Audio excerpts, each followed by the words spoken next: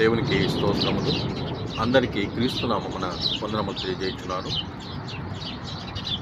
2025 సంవత్సరమున ఫిబ్రవరి నెల 3వ దినమున దేవుడు మనకు అందించు కొన్ని మంచి మాటలు అవేవనగా, ప్రతి క్రైస్తవుడు కలిగి ఉండవలసిన లక్షణములు.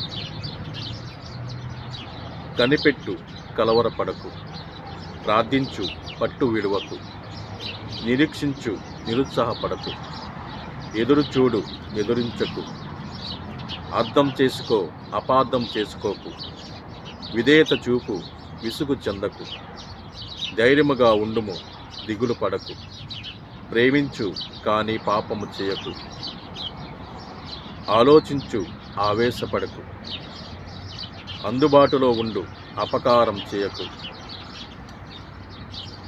భయభక్తులు కలిగి ఉండు, భయపడకు, సువార్త చాటు, సిగ్గుపడకు, నిజాయితీతో ఉండు, నటించకు, జాగ్రత్తగా ఉండు, జాగు చేయకు, సహించు, సనగకు, ఆదరించు, అవమానించకు, తగ్గించుకో, తిరస్కరించకు, నిమ్మలపరచు, నిందించకు, నిర్భరముగా ఉండు, నీరసించకు, సొమ్ముసిల్లకు, సామర్థ్యం చూపు.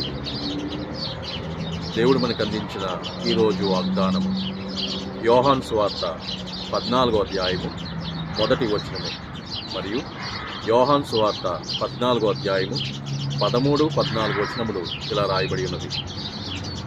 మీ హృదయమును కలవరపడనీయకుడి, దేవుని యందు విశ్వాసముంచుచున్నారు లేక దేవుని యందు విశ్వాసముంచుడి, నా యందును విశ్వాసముంచుడి.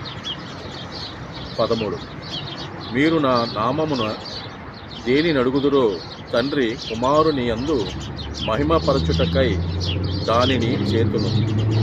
14వ వచనం నా నామమున మీరు నన్నేమి అడిగినను నేను చేతును.